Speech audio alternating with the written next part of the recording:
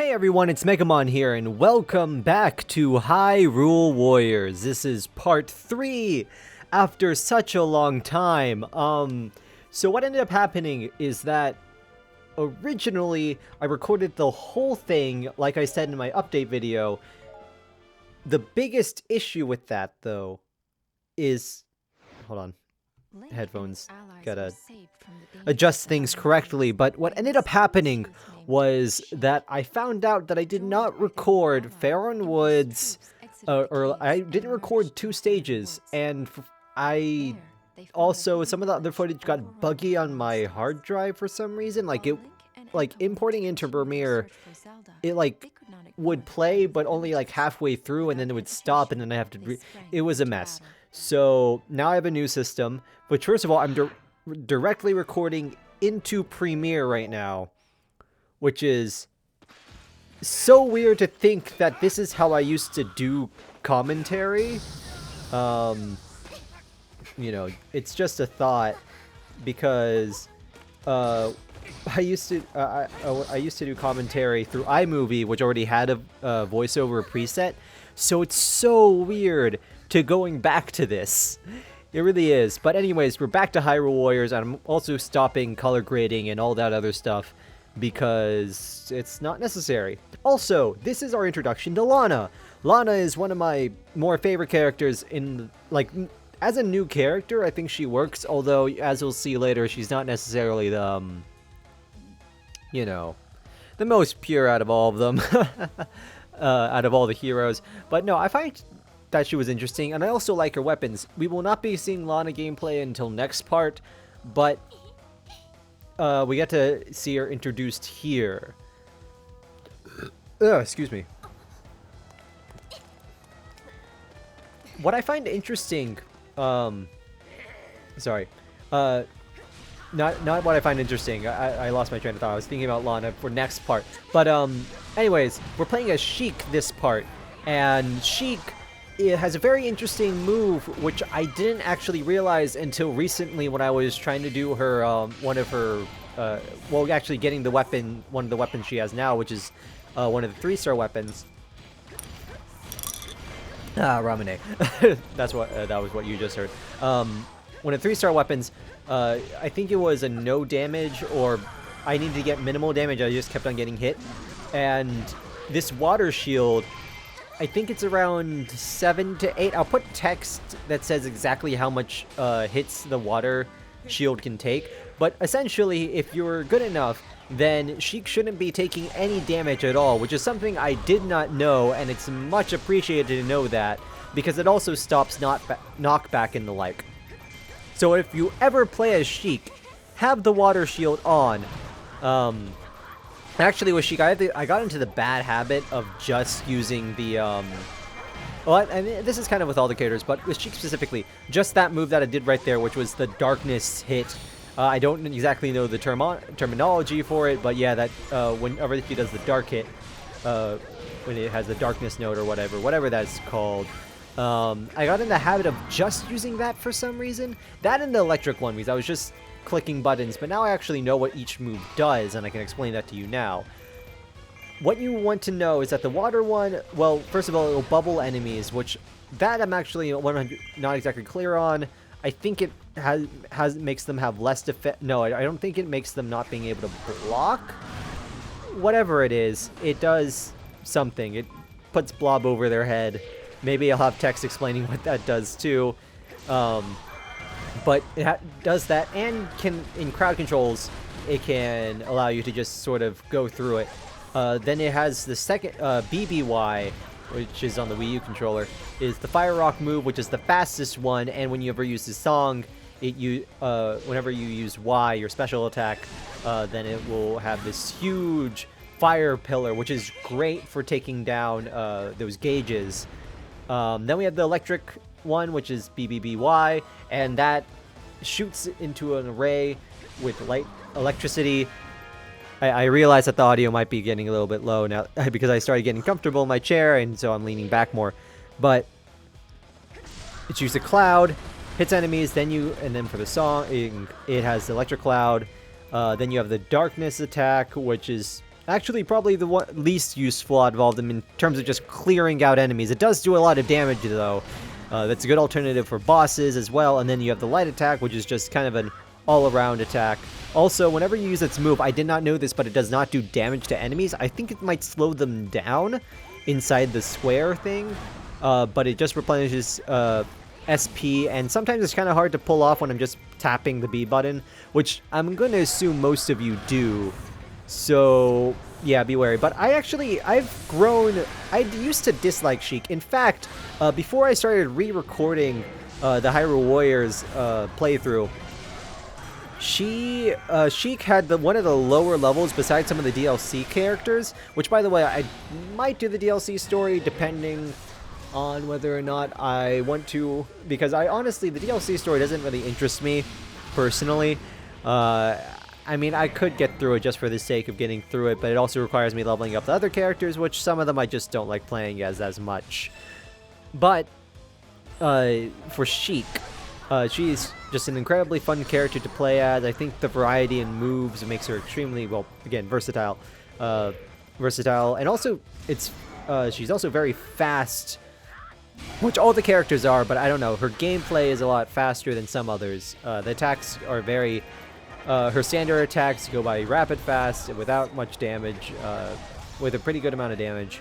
So yeah, nothing you'll notice in this game, because right now I'm basically, because it's so much later, since I'm recording this so much later, I finished more of the missions, which no, I have not finished adventure mode at this point. But I finished more of the missions, and therefore I am far over leveled. We're not far over leveled, but I have a lot more weapons, which allows my power to be much stronger. So yeah, that's the deal with that. So I'm just curb stomping the story mode, even in hero mode, and I'm also trying to get some of the like heart pieces and stuff. Which I might have mentioned before. Sorry if I'm doing that like live. It's just that I'm really relaxed right now. It's a Sunday evening, you know, the day right before it's being uploaded. So, and there's not much. There's going to be a little bit more to this stage a bit later, but something important about all stages, which I mentioned last time, but it's especially important moving forward, as you'll notice. This will be more prevalent next stage, but I think I'll get it out of the way. Getting keeps is a lot more important than getting outposts, but please also get the outposts like while you're going along. Most of the time, unless there's most of the time there will not be a time. And hold on, no. I just noticed this. Okay, so Lana just went into that Gibdo freezing attack, and she didn't get frozen. BS. That's total BS. Oh god. Fuck. God damn it. Hey, CPUs. But you want to be able to get the keeps closest to you in a very timely manner. Unless you're in a time crunch like an enemy's dying or whatever. But for the most part, in story mode, getting all the keeps should be your priority. Unless there's like some other objective that really needs working on. Like you'll see later. But for the most part, you want to be collecting getting these on the way. But... of course, you won't be as powerful as I am currently, so that might be a little bit more difficult. But I assure you, it is worth it. So because then you'll have just less enemies to deal with, and also distract them from your allied base. So if you're ever having trouble with like certain missions because you're just going directly to the objective points, just capture keeps. That's all the advice I can give you. This is a very keep-centered Dynasty Warriors game. Which, by the way, it's been so long that the Japanese version of Hyrule Warriors on 3DS has been released. And I am definitely getting that, and thank God I have a new 3DS. I was right about this. Getting a new 3DS does have advantages, although I kind of wish it was exclusively developed for the new 3DS, just so we'd actually have enemies, because if you're looking at the regular 3DS version, it is moving at like 15 frames per second, and yeah, it just does not look good. Like in the slightest. Like there's barely any enemies on screen, even though like you can hit them, but they'll just sort of, they're there, but they just sort of pop in. Oh, and oh, I totally ignored this. Excuse me. Totally forgot about this, or didn't forget, but yeah. Didn't talk about this. Deku Tree's on fire! Gotta stop that!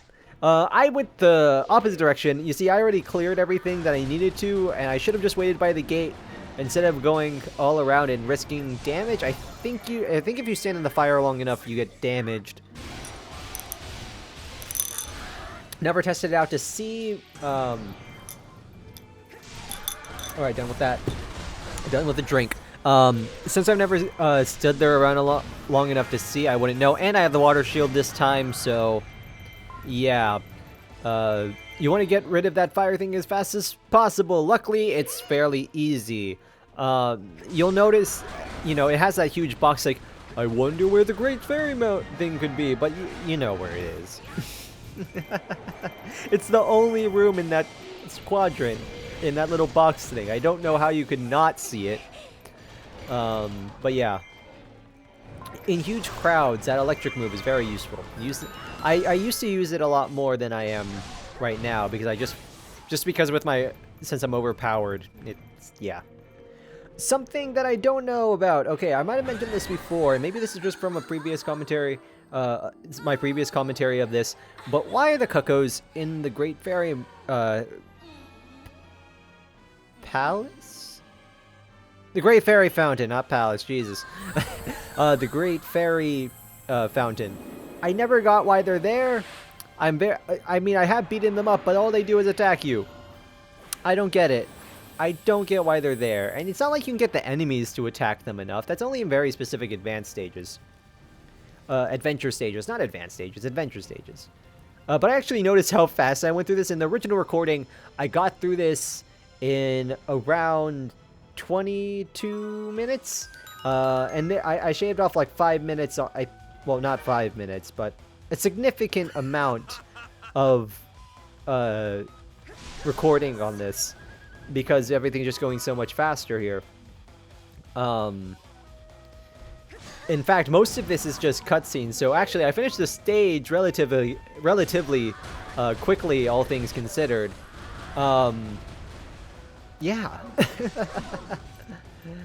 Oh man, it's quite amazing how long this entire recording process has been. I mean, from my update video to now, so many things has happened to my life, and Hyrule Warriors started way long ago, and man, hopefully I am gonna finish this goddamn game.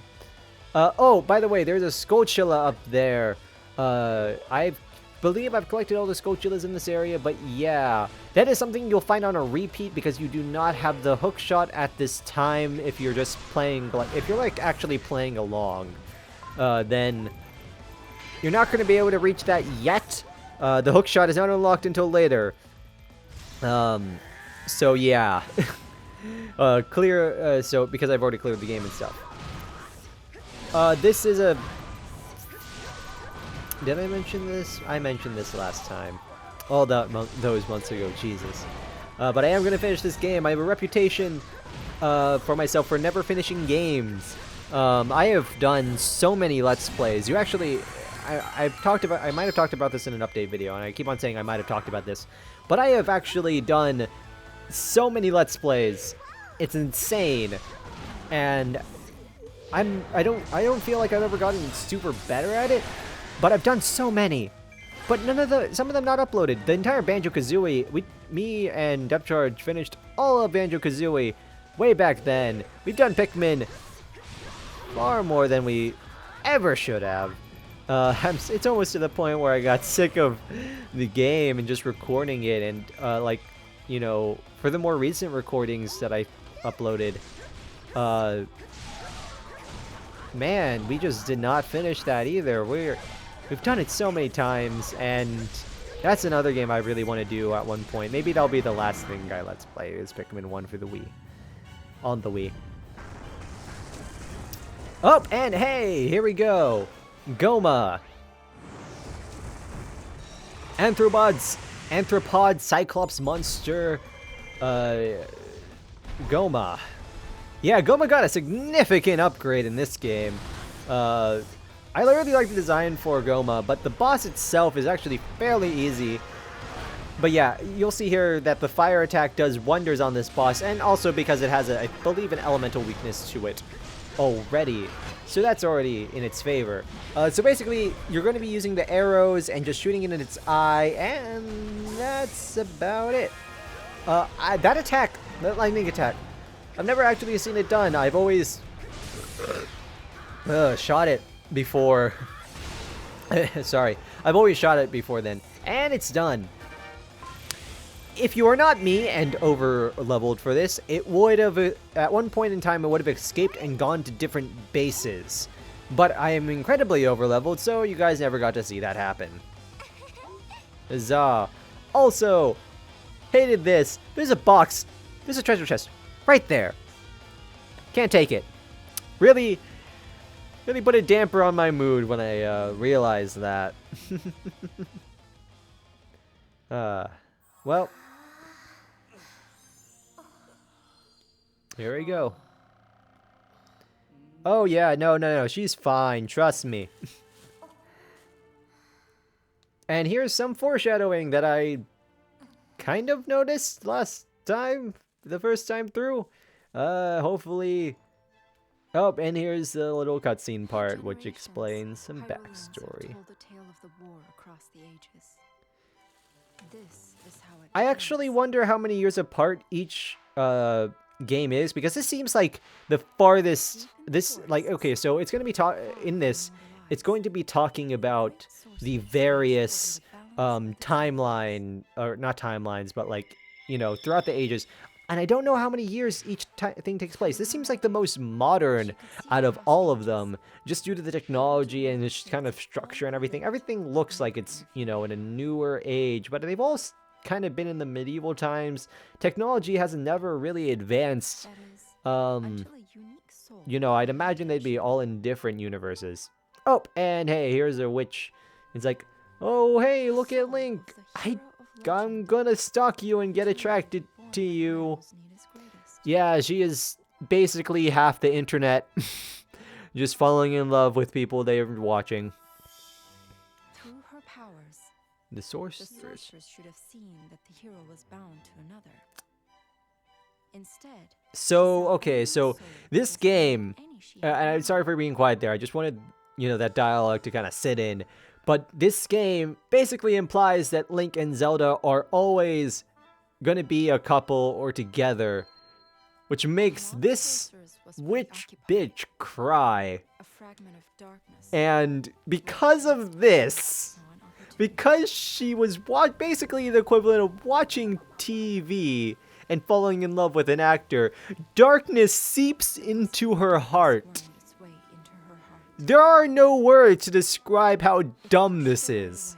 The first time I didn't mind this, but oh my god, on stalker levels, far too much. For someone that can see through time and see possibilities like this,